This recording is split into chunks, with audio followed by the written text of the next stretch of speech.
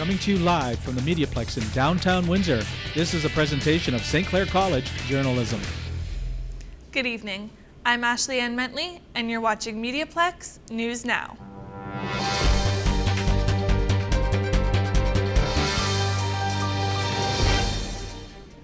The Windsor Symphony Orchestra is tuning up for a new season. Sean Frame reports.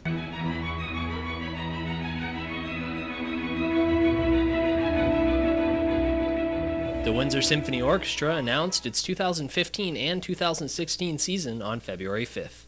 Their next season will debut 2 new festivals at the Capitol Theater. Music director Robert Franz says its next season will feature more innovative shows. I think there's a lot of new stuff this season that's going to keep us all sort of on our toes, but plenty of music that people have heard and love that will make everybody feel comfortable.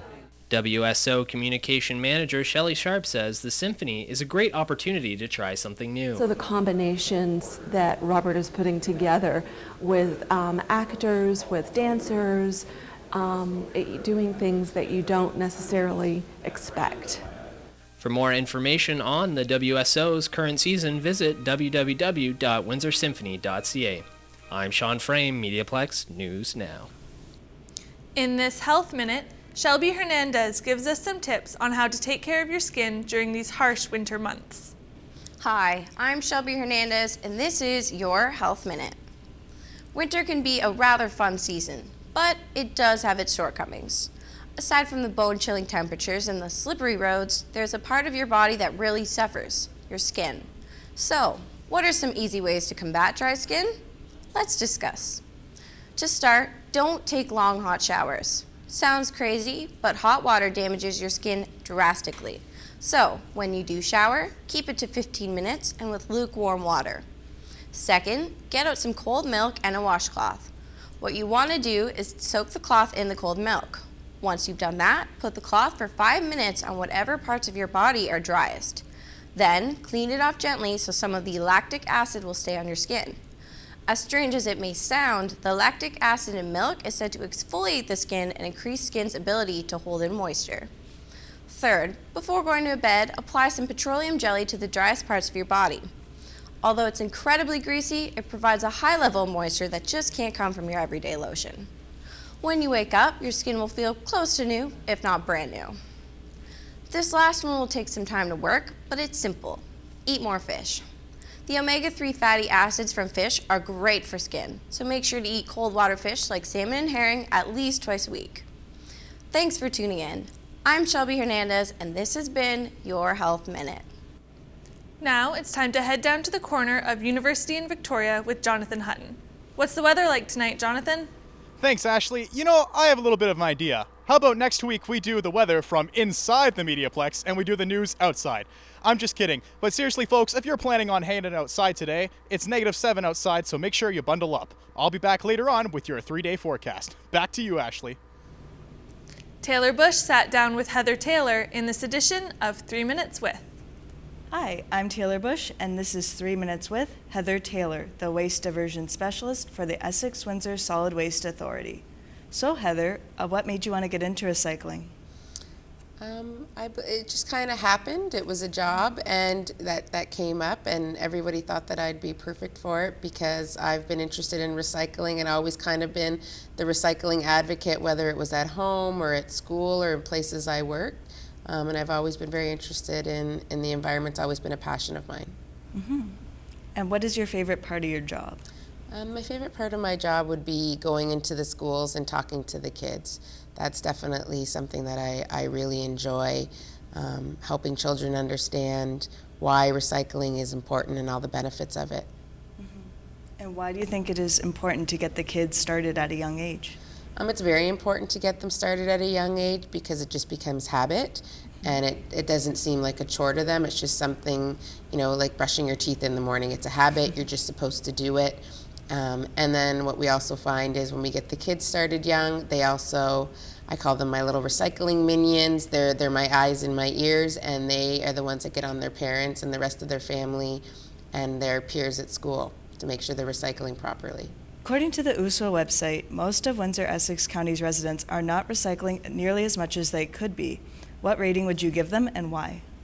I don't think that Essex Windsor residents aren't recycling. We know that 75% of people are participating in our recycling program, which is pretty good. So 75% would be a B.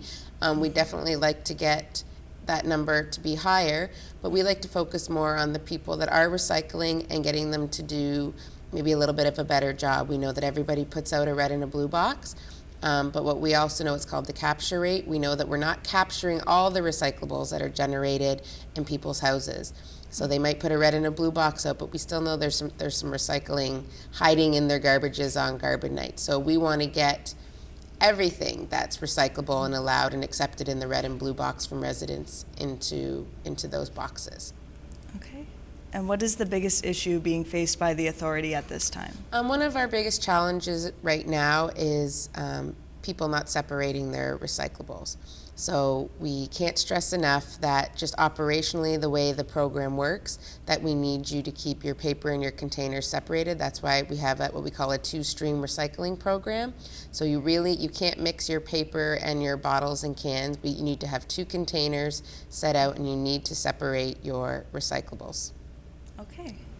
And with Earth Day right around the corner, I'm sure there's some events being planned by the authority right now. What are they? The Solid Waste Authority has always been involved in Earth Day, and it's a great program. We definitely want everyone to come out. It's a free day. There's something for everybody, kids, adults. The Solid Waste Authority this year will be focusing on plastics and trying to get people to understand that, following the 3 R's, we're going to be teaching people how to reduce the amount of plastics they use, finding ways to reuse their plastics, and then making sure they know all the plastics that are recyclable in our local program. Thank you, Heather, for speaking with us today, and good luck with all your upcoming projects. For more on what you heard today, visit uswa.org or follow them on Facebook and Twitter. I'm Taylor Bush, and you've been watching 3 Minutes with Heather Taylor. Looking for an interesting career opportunity? You might want to check out the public relations program offered here at the MediaPlex. Students in the public relations program here at St. Clair College have a unique opportunity.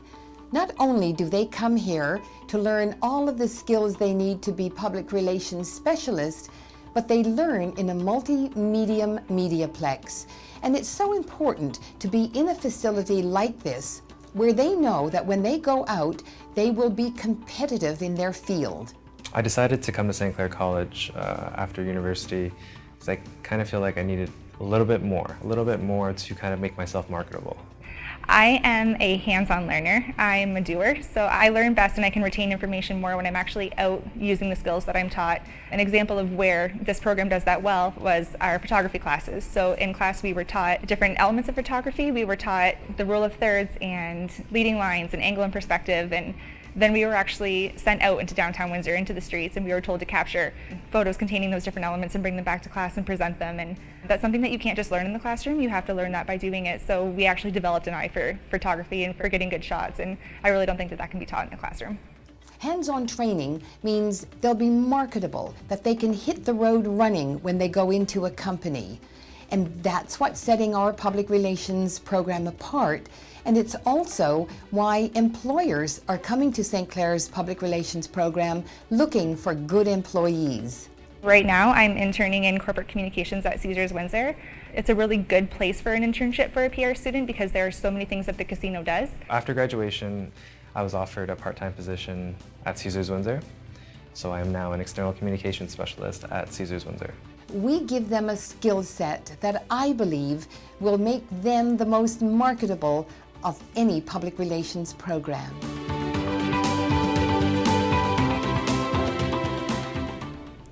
Check out this edition of The Style Files with myself and Alana Wills. Hey guys, thanks for joining us today on The Style File. I'm Alana Wills. And I'm Ashley Ann Bentley. Week by week, we're going to bring the runway to you. We've got the latest beauty trends, the newest makeup tips, and the best and worst of the red carpet. I'm Ashley Ann, and I like a really feminine style. I wear a lot of pink lipstick and a lot of skirts and dresses. I hardly own any pants, to be honest. My style icons are TV's Stacey London, and even though it's not on air anymore, Gossip Girl's Blair Waldorf. I love both of these women because their styles are not only timeless, but very classy. I also like getting a lot of inspiration from the 1950s with a nice full A-line skirt like this one. So I'm Alana Wills. I like blending and mixing different kinds of styles, like a real casual street style, jeans and a t-shirt, mixed with a more glamorous element like a statement necklace or a great pump. Totally obsessed with Rihanna's fashion. I think she's a total fashion chameleon. She's always switching it up.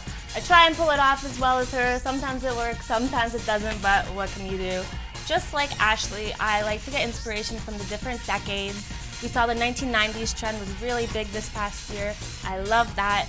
Also love anything from the 1970s. We'll also be showing you our beauty essentials. My number one cannot live without it product is my Estee Lauder Double Wear Foundation. This stuff is amazing. Not only does it make your skin look absolutely flawless, but it lasts for up to 15 hours. Whether it's the Double Wear Foundation, the eyeliner, or the concealer, they all have that. So, whether you've got a long day of work or you're headed out for dinner and drinks right after, you can wear this and be sure that your makeup will still look perfect. And I can't go without my Lasting Touch lipstick by Kate Moss for Rimmel. It's got a great matte finish to it. I'm wearing shade 104 right now. It lasts all day, all kind of fun colors, and the best part is it retails for only $6.99. Well, that's all the time we have for today, guys. Thank you so much for joining us. We'll be back next time and bringing you all the latest fashion trends. We're going to introduce you to 2015's color of the year. It's called Marsala, and we'll show you all the fabulous ways that you can wear it. Thanks, guys. Stay styling. Now, let's head back outside to Jonathan Hutton for more on the weather. Jonathan?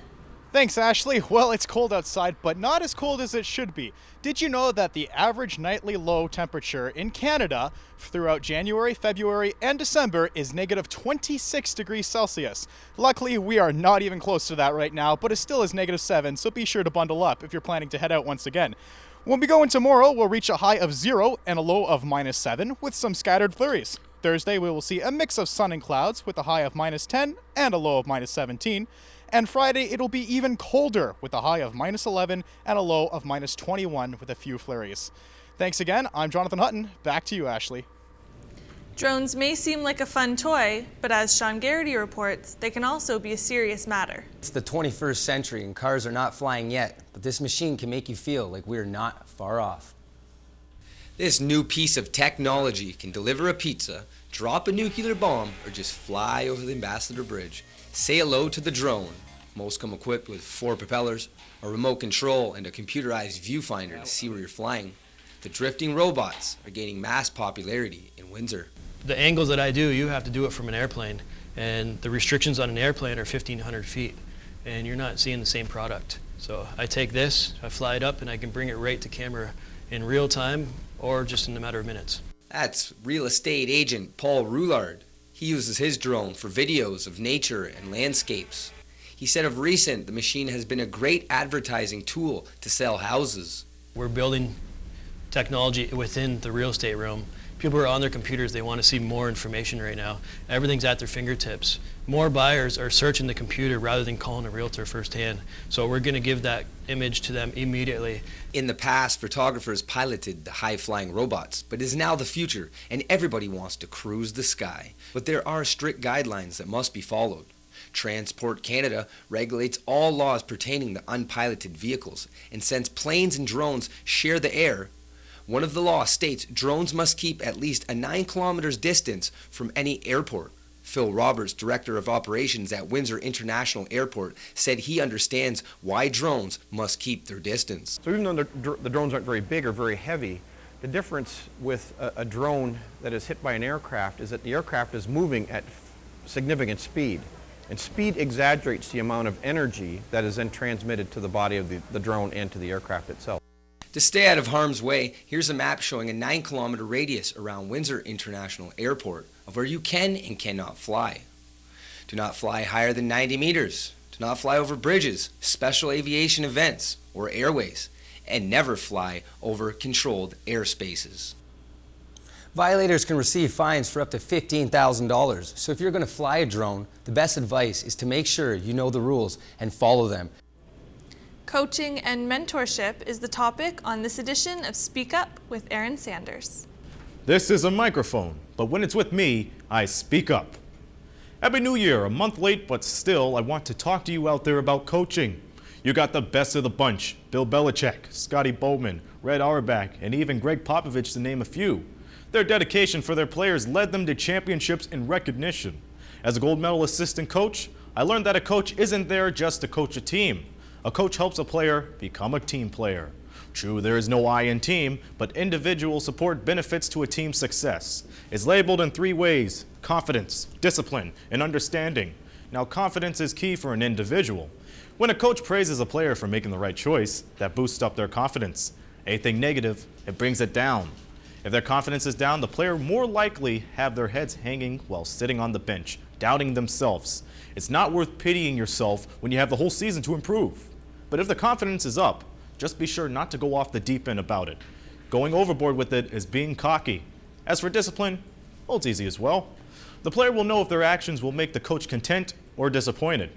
As the time goes on into the season, the players will have mental notes of their coach. Good actions would equal knowing your position on the team. Bad actions would mean you have to think about how you can make it up. The coach can't tell you to keep up the good effort or do push-ups all the time. As the year rolls on, it's up for the players to be aware of themselves and remain in check. Finally, a little math equation for you. When you add confidence and discipline together, at the end of the day, it equals something the player will acknowledge, and that's called understanding. Understanding will give the teammates a lot of experience to pass on to the rest of the team. With great understanding comes team chemistry. With team chemistry comes respect for not only for the team itself, but for the individual player. With all this, the player evolves into a team player. I'll be back every couple of weeks for more of these, so I advise you to tune in, because you'll never know what I'll go off on about until you watch.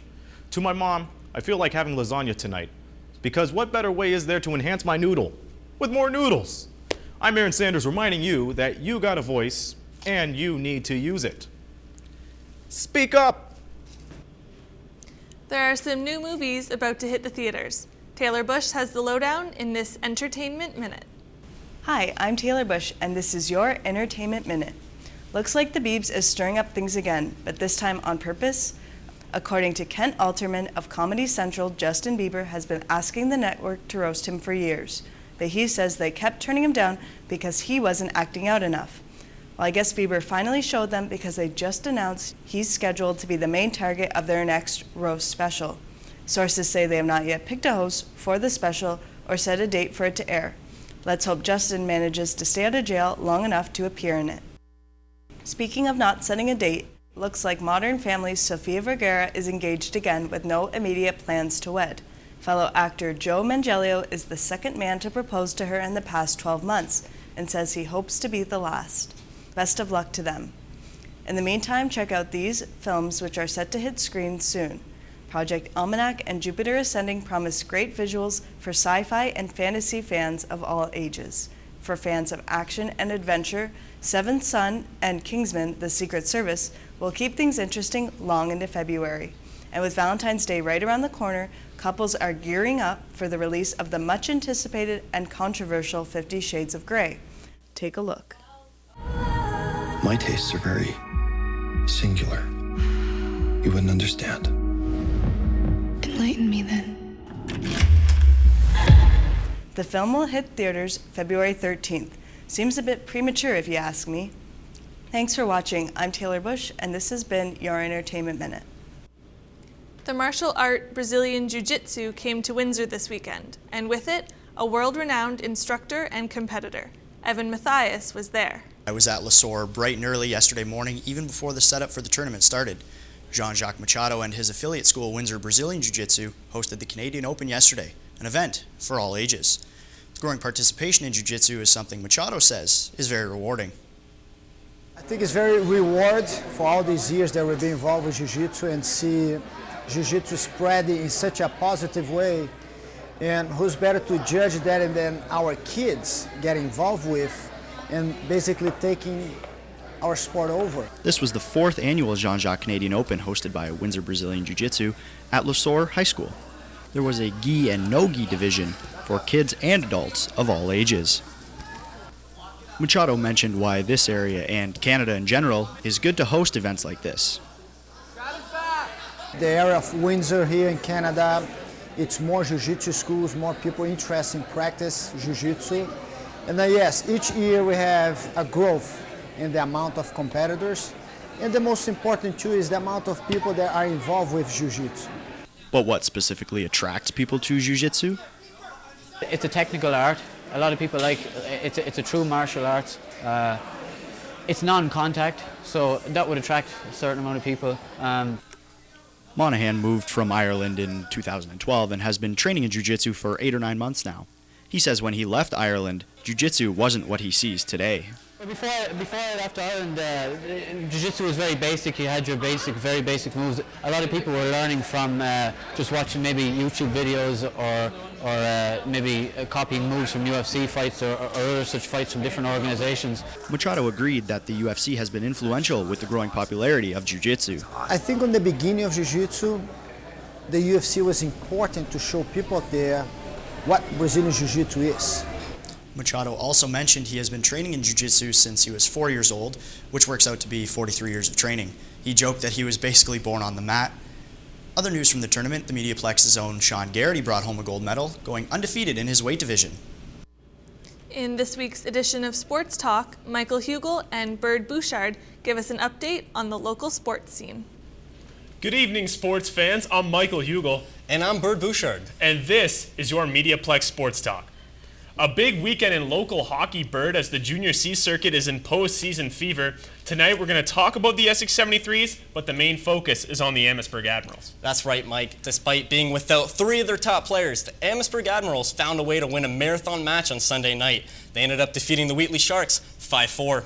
The Sharks led 4-2 with less than 4 minutes to go in regulation when Chad Copeland pulled off the unimaginable. Copeland buried 2 goals in under 1 minute to put it in overtime. The wild night continued as the game was decided in 3 overtime periods. Tecumseh native Blake Rutsky ended the night as the hero. He went on to net the overtime winner on the power play. Unfortunately, chaos erupted at the rink with a total of 7 players subject to suspension. Really unfortunate when games have to end on that big of a sour note, but this series is not over. Amherstburg takes a 3-0 series stranglehold into Wheatley tonight at 8 p.m. In other local hockey action, the Essex 73s swept the Moortown Flag 4-0 in their quarterfinal matchup. Essex will now go on to play in the Junior C semifinal round. It's going to be a wild finish for the Cup, that's for sure. But that's all the time we have. I'm Bird Bouchard. And I'm Michael Hugel, giving it back to Ashley Ann at the news desk. In honor of Valentine's Day, our UK correspondent Sean Preble takes to the streets of Gillingham, England on this edition of British Beat. Hello again from Gillingham in the United Kingdom. I'm Sean Preble, and for this edition of the British Beat, I decided to speak with people to find out what they consider their best and worst Valentine's Days they've had, what with the holiday coming up. So let's take a look at what people consider good or bad Valentine's Days. What is your best or worst Valentine's Day story? My worst Valentine's Day story is when I was in a previous relationship, and it was my first proper celebration of Valentine's Day. And I went out and made a massive deal of it and bought lots of chocolates and presents and things. And then my boyfriend cancelled on me and said he'd made other plans with other people, and I took it really badly. And I sat in my room crying, eating the chocolate that I bought him. And it was a very depressing day. I would say that for my wife Sarah and I, Valentine's is quite a special occasion. We don't tend to go too over the board, just have a nice meal or go and watch a film. This year we're going to go and watch a kind of movie marathon the night before, some kind of romantic films that we're both a fan of. So I can't think of any particularly terrible Valentines that we've ever had. But at the same time, you know, we don't go too overboard, you know, take a hot air balloon ride or anything like that. It tends to be quite low-key, just a nice meal and just a nice evening together. I don't really celebrate Valentine's. Apart from my boyfriend, we don't celebrate Valentine's at all. We just find that it's better to be spontaneous throughout the year and be able to show each other throughout the year how much we love each other, not just stick to a specific day. Feel basically that Valentine's is a consumerism day where basically you go out and waste lots of money buying flowers, chocolates, things like that. You should be able to show your love throughout the year. My girlfriend, with whom I've been for 2 years now, hired a group of bards to come recite my favorite Shakespearean sonnet, that is Sonnet 116, to me, and they burst into the classroom when I was in the middle of class at the university, and I had this 10 guys kneel before me and recite the recite the sonnet to me. That was pretty special. That's all for this edition of the MediaPlex British Beat. I'm Sean Preble from Gillingham, Kent in the United Kingdom. Be sure to stay tuned for the next one, and I'll see you then. But for now, back to the MediaPlex. St. Clair College will be hosting its Spring Open House on March 28th from 10 a.m. to 1 p.m. Potential students and parents will be able to meet with faculty and learn about the programs offered by the college. We hope to see you there. St. Clair College students and staff chilled themselves for charity last week. Taylor Bush has the story. Over the weekend, more residents took the plunge in support of Special Olympics Ontario at St. Clair College. The Ontario Law Enforcement Torch Run partnered with St. Clair College to raise awareness and funds for the area's special needs athletes. Constable Jim Chauvin, who co-chaired the committee behind the pledge, called it a great success for St. Clair College and the community. We had an excellent committee with representatives from every organization. We came together collaboratively, and we were able to make this a huge success for Special Olympics Ontario. According to Chauvin, there were a total of 125 plungers over 2 days and more than $24,000 in pledges for Special Olympics Ontario. He said SRC President Sarah Ryrie deserved credit for the high turnouts because of her decisions to include extra incentives for individuals and teams who participated. Absolutely, yeah, it was a lot of laughs. There was a lot of great entries into the pool. A couple of scary ones that you got to be careful when you're jumping on only 3 feet of water. But the water was nice and chilled for all the participants, and good for them for braving the really, really cold conditions today and taking the plunge for Special Olympics Ontario. Ryrie says the biggest donation of the day came from President John Strasser, who gave $5,000 to the cause. The school's goal was $10,000. We did get a generous sponsor. Dr. John Strasser donated $5,000 as well on top of the 10 goal. If John Fairley and the chief jumped in, so that's a bonus right there. Police Chief Al Frederick, who also plunged on Thursday, said he was happy to support the cause. You know, every time we participate on behalf of others, it's a feel-good moment for yourself. And that's really what we're engaged here today. And, you know, the discomfort even that the pool will bring in the cold water is short-lived. And some people carry disabilities each and every day and deal with that, and family members. And so this is small, a bit that we can do on their behalf. Chauvin says all the money raised from the Polar Plunge will go into programs that help special needs athletes and their families pay for training, traveling, equipment, and other costs related to the Games. Windsorites are encouraged to continue learning about the charity and supporting it by going to the website at www.polarplunge.ca. For MediaPlex News Now, I'm Taylor Bush. Thanks for watching. I'm Ashley Ann Mentley, and this has been MediaPlex News Now.